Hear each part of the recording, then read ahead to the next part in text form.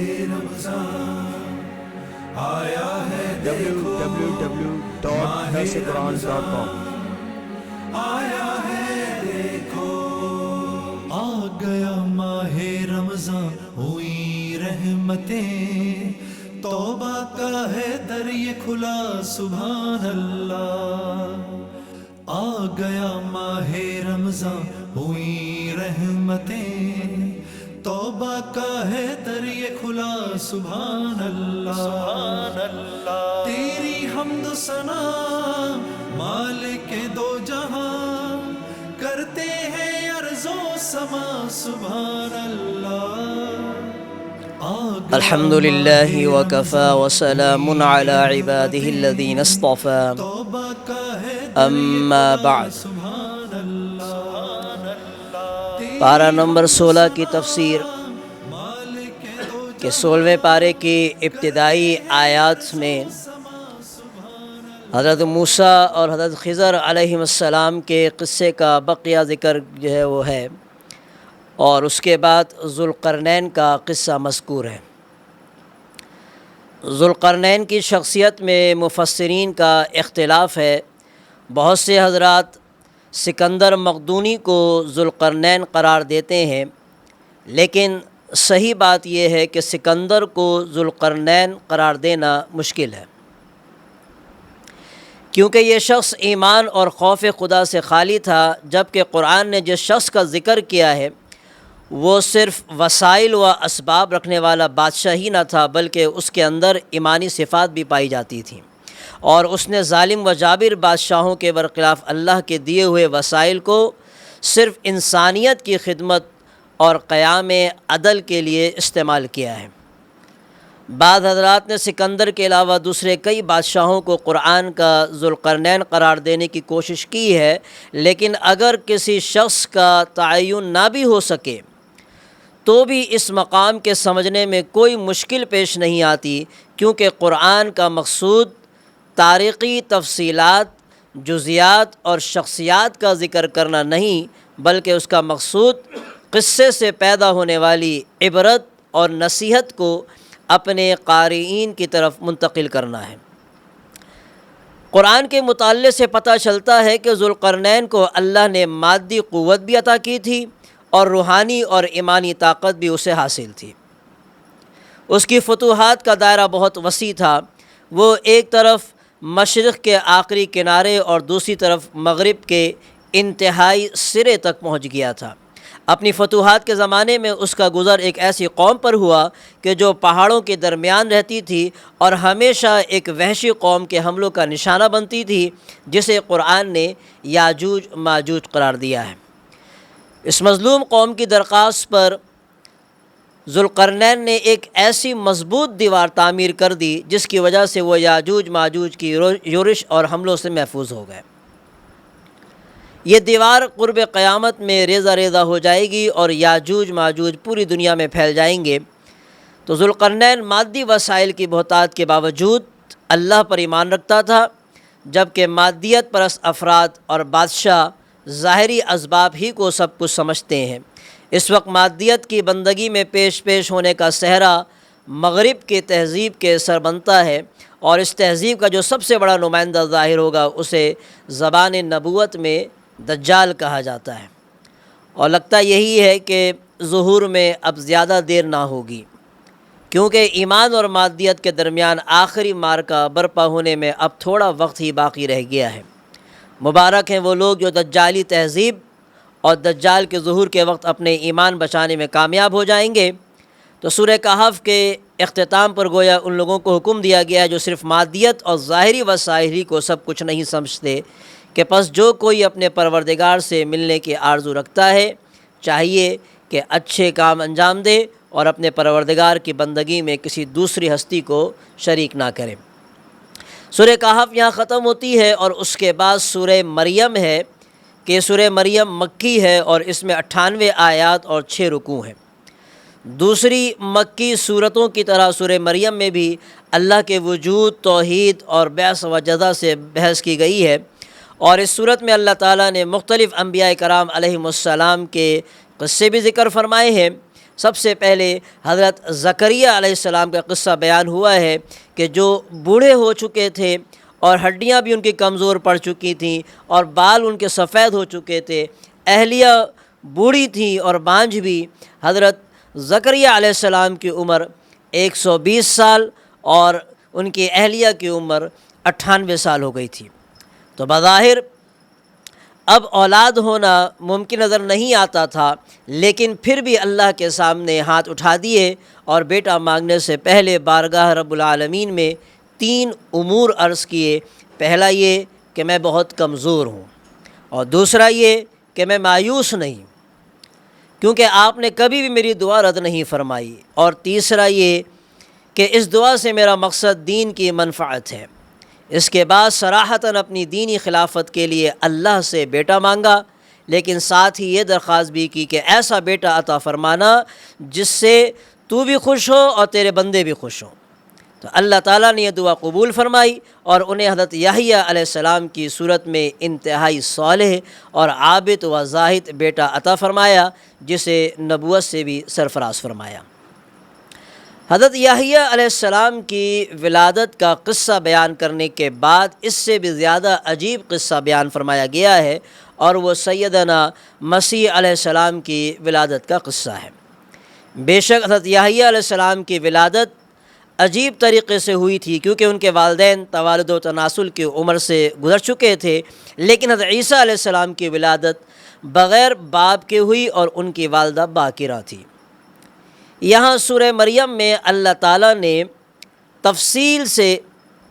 بتایا ہے کہ یہ عجیب و غریب واقعہ کیسے پیش آیا اور کیسے حضرت مریم اپنے گھر والوں سے الگ ہو کر عبادت کے لیے بیت المقدس کے مشرقی گوشے میں چلی گئیں، اور کیسے جبرائیل علیہ السلام ان کے پاس آئے اور انہوں نے گریبان میں پھونکا اور انہیں حمل ٹھہر گیا، اور کیسے ان پر حزن و ملال کی شدید کیفیت طاری ہوئی، اور ولادت کے بعد بچے کو اٹھائے ہوئے جب قوم کے پاس آئیں تو یہودیوں کی زبانیں کھل گئیں اور وہ خوب زیادہ بولیاں بولنے لگے، اور حضرت مریم نے اللہ کے حکم سے بیٹے کی طرف اشارہ کیا کہ تم جو بات کہتے ہو اس لڑکے سے ہی پوچھ لو۔ وہ بھی حیران ہوئے کہ یہ بچہ جو ایک پالنے میں ہے وہ کیسے بات کرے، تو اللہ تعالیٰ نے ایک معجزہ دکھا دیا، اور وہ یہی کہ حضرت عیسیٰ علیہ السلام کہ جو اس وقت پالنے میں تھے، ان کی زبان سے جو پہلا کلمہ نکلا وہ یہ تھا کہ انی عبد اللہ، یقیناً میں اللہ کا بندہ ہوں۔ دنیائے رنگ و بو میں قدم رکھنے کے بعد زندگی کے اس موڑ پر جب کہ ابھی بولنے کی عمر تک شروع بھی نہیں ہوتی، تو معجزانہ انداز میں اپنی والدہ کی پاک دامنی بتانے کے لیے وہ بولے، اور بولے بھی تو آپ کی زبان پہ پہلا ہی کلمہ یہ تھا کہ انہوں نے جو آپ کے بارے میں غالی قسم کے عیسائیوں نے ایک شرکیہ عمارت جو کھڑی کی ہوئی تھی، اس کو حضرت عیسیٰ علیہ السلام نے اپنے اس ایک ہی جملے کے اندر گرا دیا، اور آپ نے اپنے اسی اعجازی خطاب میں فرمایا کہ مجھے رب تعالیٰ نے 6 اعزاز سے سرفراز فرمایا ہے۔ پہلا یہ کہ میں بندہ ہوں، نہ رب ہوں اور نہ رب کا بیٹا ہوں، اور دوسرا یہ کہ مجھے وحی نبوت عطا کی گئی، اور تیسرا یہ کہ اللہ نے مجھے مبارک بنایا، میرا وجود لوگوں کے لیے برکت اور رحمت کا باعث ہے، میں خیر کا معلم اور امت کے لیے نافع ہوں، اور چوتھا یہ کہ مجھے دوسرے انبیاء کی طرح شرعی امور اور عبادات کا مکلف بنایا گیا ہے۔ ان میں سے نماز اور زکوٰۃ کا آپ نے خاص طور پر ذکر فرمایا، جو کہ ان دونوں عبادت کی اہمیت اور عظمت کی دلیل ہے۔ اور پانچواں یہ کہ میں اپنی والدہ کا فرما بردار اور عزیز و قارب کا خدمتگار ہوں، میری طبیعت میں تواضع ہے، کبر اور غرور نہیں۔ اور چھٹا یہ کہ مجھے دنیا اور آخرت میں امن اور سلامتی کی خوشخبری سنائی گئی ہے۔ حضرت عیسیٰ علیہ السلام کی اعجازی شان لی ہوئی ولادت یہود و نصارہ کے درمیان اختلاف کا باعث بن گئی۔ عیسائیوں نے انہیں ابن اللہ، اللہ کا بیٹا قرار دے دیا، تو یہودیوں نے معاذ اللہ ابن زنا کہنے میں بھی کوئی شرم محسوس نہ کی۔ حضرت عیسیٰ علیہ السلام کی ولادت اور ان کے بارے میں اہل کتاب کا اختلاف بیان کرنے کے بعد سورہ مریم منتقل ہو جاتی ہے سیدنا ابراہیم علیہ السلام کے قصے کی طرف، جو کہ مشرک باپ کے ساتھ پیش آیا تاکہ عقیدہ شرک میں جھوٹ، کبر و غرور اور جہل و عناد اور ضلالت و حماقت پائی جاتی ہے تو اس کی ایک جھلک دکھائی جائے۔ تو یوں ہی ابراہیم علیہ السلام کے اخلاق و اوصاف، خاص طور پر ان کا حلم و بردباری، حکمت اور درد مندی بھی نمایاں کرنا مقصود ہے، تاکہ داعیان حق کے سامنے ایک حقیقی داعی کا سراپا آ جائے جسے وہ اپنے لیے نمونہ بنا سکیں۔ اسی طرح اس قصے سے یہ سبق بھی ملتا ہے کہ حق کی دعوت اور حق پہ استقامت کی وجہ سے حضرت خلیل پر کیسے باران رحمت نازل ہوئی، ان کی نسل میں ایک بڑی امت پیدا ہوئی، ان کے اولاد میں انبیاء، صلحاء اور بالخصوص حضرت خاتم النبیین صلی اللہ علیہ وسلم پیدا ہوئے۔ اور یہ بات بڑی عجیب ہے کہ دنیا کی ہر قوم اور ہر ملت ان کی طرف اپنی نسبت کرنے میں فخر محسوس کرتی ہے۔ تو سورہ مریم بتاتی ہے کہ جب ابراہیم علیہ السلام نے شعور کی آنکھیں کھولیں تو اپنے والد کو بت پرستی میں پایا۔ تو جب آپ کو نبوت سے سرفراز کیا گیا تو آپ نے دعوت توحید و اصلاح کا آغاز اپنے گھر ہی سے کیا اور اپنے والد کو نرمی اور محبت سے سمجھانے کی کوشش کی۔ باوجود باپ کے مشرک ہونے کے آپ نے اپنی گفتگو میں ادب کا تمام پہلو جو ہے وہ ملحوظ رکھا، لیکن آپ کے والد آزر دھمکیوں پہ اتر آیا اور کہنے لگا کہ اگر تم بتوں کو برا بھلا کہنے سے باز نہ آئے تو میں تمہیں سنسار کروں گا اور تم مجھے ایک طویل زمانے تک چھوڑ دو۔ جب مسلسل دعوت کے باوجود نہ والد آزر راہ راست پر آیا اور نہ ہی قوم کی سمجھ میں آپ کی دعوت آئی تو آپ محض اللہ کی رضا کے خاطر عراق سے شام ہجرت فرما گئے، اور اللہ کے لیے قوم اور خاندان کو چھوڑنے کا صلہ اللہ نے یہ دیا کہ حضرت اسماعیل، حضرت اسحاق اور حضرت یعقوب علیہ السلام کی صورت میں ان کو اور بیٹے عطا فرمائے، اور اس کے علاوہ اور پھر ان کے اور اولادیں اور نبوت جو ہے وہ عطا فرمائی۔ اس کے بعد سورہ مریم حضرت موسیٰ، حضرت ہارون، حضرت اسماعیل اور حضرت ادریس علیہ السلام کا تذکرہ کرتی ہے اور بتاتی ہے کہ ان انبیاء کے جانشین ایسے لوگ ہوئے جنہوں نے نمازیں ضائع کی اور خواہشات اور شہوات کی بندگی کا راستہ اختیار کیا۔ تو اس کے بعد بتایا گیا کہ مشرکین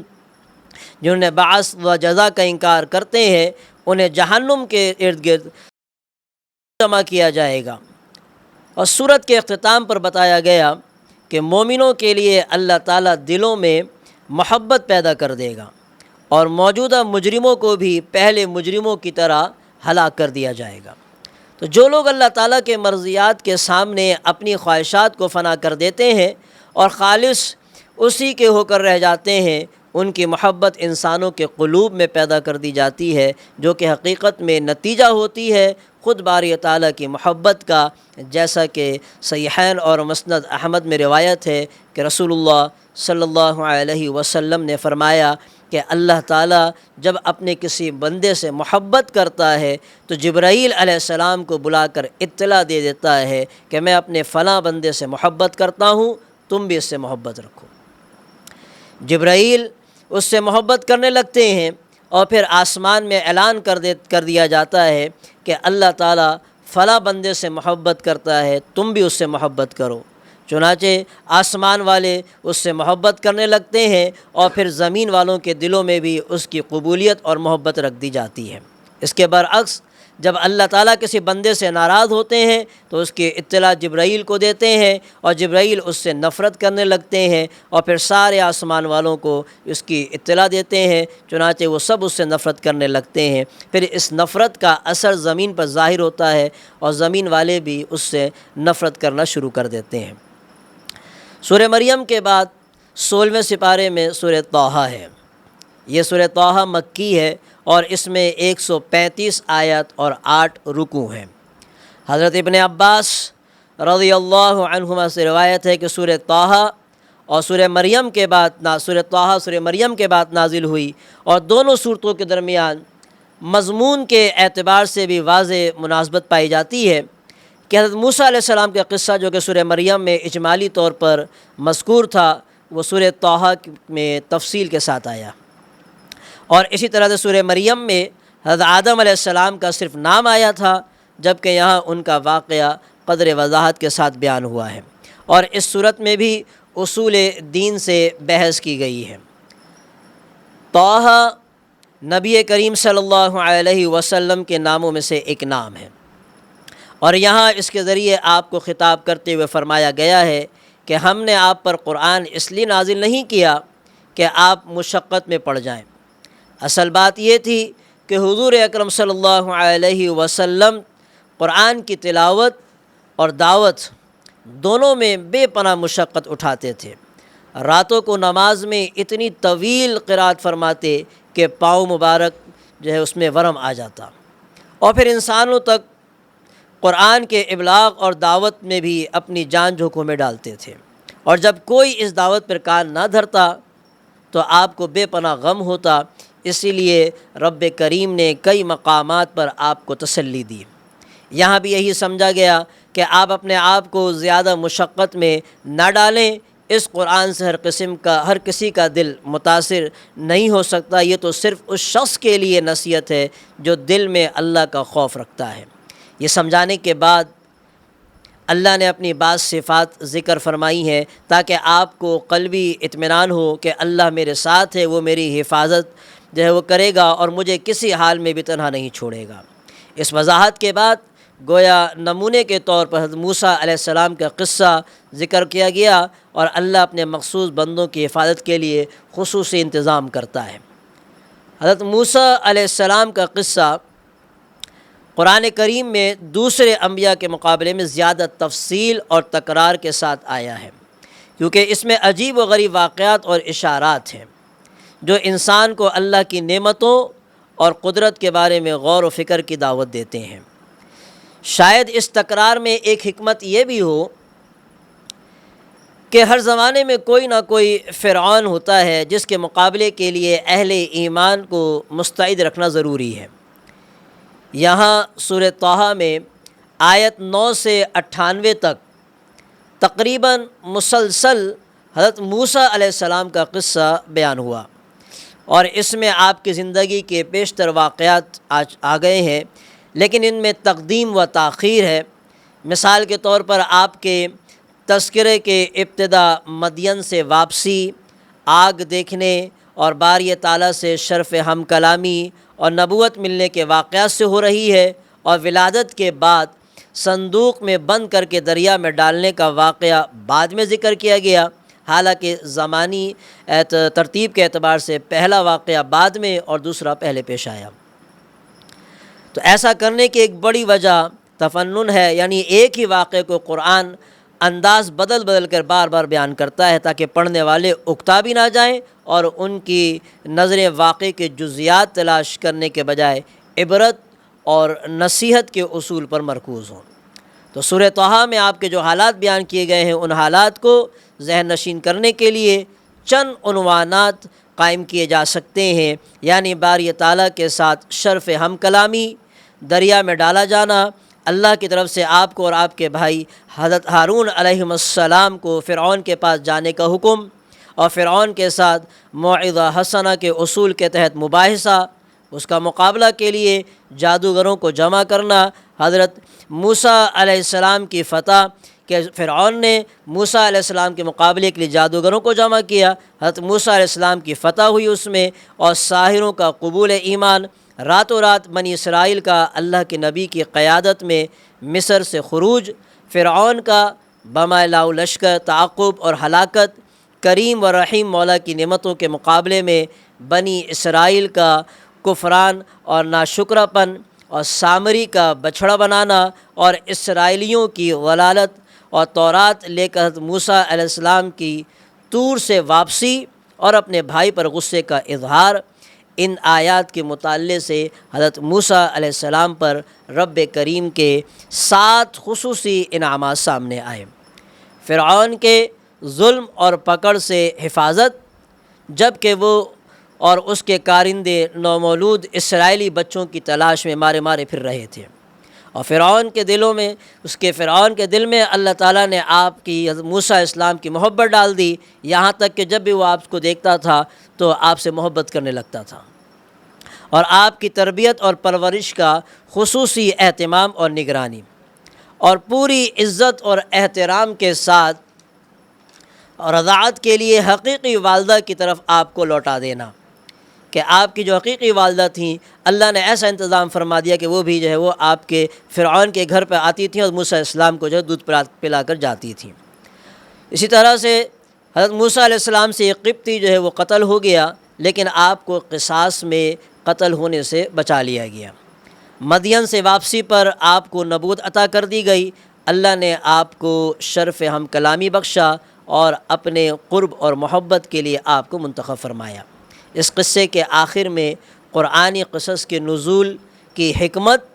اور قرآن سے اعراض کرنے والوں کو قیامت کے دن جس سزا کا سامنا کرنا پڑے گا اس کا ذکر ہے۔ پھر اسی کی مناسبت سے آیت نمبر 102 سے 112 تک قیامت کے ہولناک احوال کا بیان ہے، اور یہ بتانے کے لیے کہ بھول چوک انسان کی فطرت میں داخل ہے۔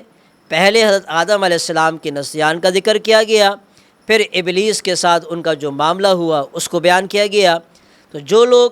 قرآن سے اعراض کرتے ہیں ان کے لیے وعید ہے کہ ان کی زندگی تنگ ہو جائے گی